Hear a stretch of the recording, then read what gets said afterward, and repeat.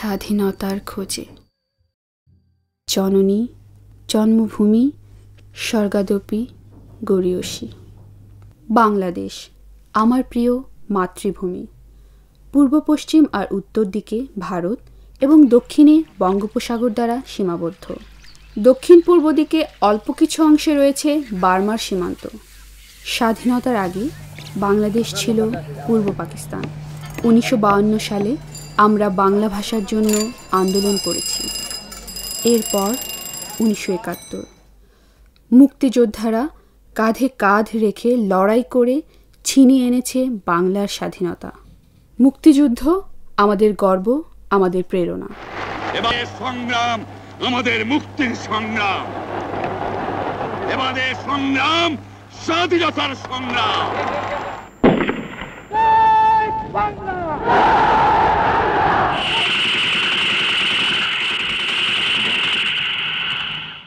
সেই সময় কি স্বপ্ন ছিল আমাদের। আমাদের লক্ষ্য অর্জনের জন্য 1972 সালে সংবিধানে কি লেখা হয়েছিল। স্বাধীনতার 36 বছরে বহুবার বদল হয়েছে আমাদের সংবিধান। আমি মূল সংবিধানের মাত্র কয়েকটি বিষয়ে দৃষ্টি দিতে চাইলাম।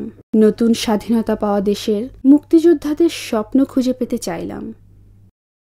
সকলের জন্য জীবন ধারণের মৌলিক উপকরণের ব্যবস্থা, সকলের জন্য কর্মসংস্থানের অধিকার, সকল নাগরিকের জন্য সমান ন্যায় বিচার, জাতীয় জীবনে সকল ক্ষেত্রে নারীদের পদচারণা, প্রতিটি শিশুর জন্য বিনামূল্যে শিক্ষা, সকল নাগরিকের জন্য সুযোগের সমতা। কাজেই কি করছি আমরা? আমাদের সেই লক্ষ্য কি অর্জিত হয়েছে? এদেশের মানুষ এখন কেমন জীবনযাপন করছে? স্থির করলাম রাজশাহী, রংপুর, চট্টগ্রাম, সিলেট এই 4টি অঞ্চলে যাব এবং কথা বলবো তরুণ প্রজন্মের সাথে। খুঁজে ফিরবো আমার উত্তর। প্রথমে এলাম সিলেট।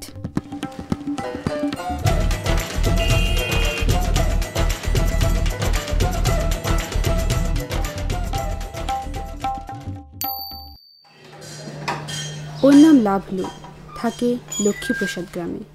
বয়স 17। ডাক্তার হওয়ার আশা থাকলেও দরিদ্রতার কারণে 9ম শ্রেণীর পর আর পড়া হয়নি। পরিবারের ভরণ পোষণের জন্য এখন সে মেকানিকের কাজ শিখে। সে কি মনে করে জাতি হিসেবে আমরা মুক্ত ও স্বাধীন? যদি সবাই শিক্ষিত হয়, একজন শিক্ষিত একটা সমাজ পারে সব কিছু পাল্টে দিতে। মূল যে স্বাধীনতা এখন আমরা কেউ পাই নাই, ঠিক আছে? যদি স্বাধীনতা পাইতাম তাহলে এখন আর এইভাবে মানুষ না খেয়ে মরতো না।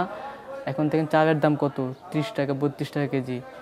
আজকাল গরিব দেখেন ভাত খেতে পারতেছে না, 3 বেলা ভাত খেতে পারতেছে না। এর কারণ কি? তাও স্বাধীন করলাম কি জন্য? আমরা দেশটার জন্য। এই যে 30 লক্ষ মানুষের জানের বিনিময়ে স্বাধীন করলাম, এর অর্থ রইল কোন জায়গায়? যাদের গায়ের মানে জোর আছে ও তাদের বলে স্বাধীন, এরাই স্বাধীনতা পেতে পারতেছে। আর যারা কমজোরি দুর্বল এরা স্বাধীনতা পায় নাই। এরা এখনও ওই 71-এর আগে যেরকম ছিল পাকিস্তানে আমাদের কাছে বন্দি, এখনও এরা এরকমই আছে। যেমন আমাদের মতো মানুষ, মধ্যবিত্ত কিংবা নিম্নবিত্ত মানুষেরা এই অবস্থায় আছে। এই স্বাধীনতা মুখে বললে হবে না, স্বাধীনতা প্রকাশ করতে হবে, স্বাধীনতা বুঝে দিতে হবে যে আমরা আসলে স্বাধীন জাতি। তো এই জন্য সবাই যদি একত্র কাজ করা হয়, এই দুর্নীতিটা সব কিছু, বুঝছেন? যদি দুর্নীতি দমন করা যেত তাহলে স্বাধীনতাটা আমি মনে করি যে অনেক আগে হতো, দেশও অনেক উন্নতি হতো।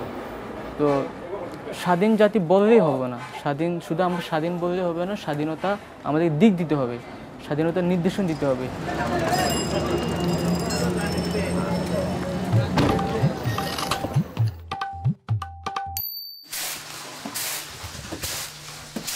শিল্পী বেগম, তার 3 সন্তান। স্বামী তাকে না জানিয়ে আরেকটি বিয়ে করে, আর স্ত্রী ও সন্তানদের কোনো সাহায্য করে না। শিল্পী এখন বেঁচে থাকার জন্য সংগ্রাম করে চলছে। একসময় সেলাই কাজ করত, কিন্তু স্বামীর নির্যাতনে মাথায় খুব আঘাত পাওয়ার পর থেকে বেশিক্ষণ কাজ করতে পারে না।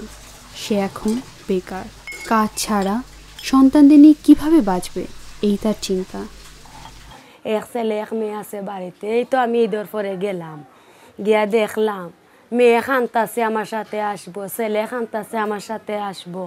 এখন আমি এই জায়গায় আনি কিভাবে মানুষ করব, কিভাবে খাওয়াইব, কিভাবে পড়াবো, তা আমার খুব একটা চিন্তার বিষয়। এখন আমি কি করে বাঁচবো এটাই আমার চিন্তা। আমার মনে বড় দুঃখ আপা। আমার এক ছেলে, আমার ছেলেটারে আমি ভালোভাবে লেখাপড়া করাইব। ওই যে বলে আগের মানুষে বলে যে 7 ফুটের মা ভিক্ষা করে আর 1 ফুটের মা বাসাই করে।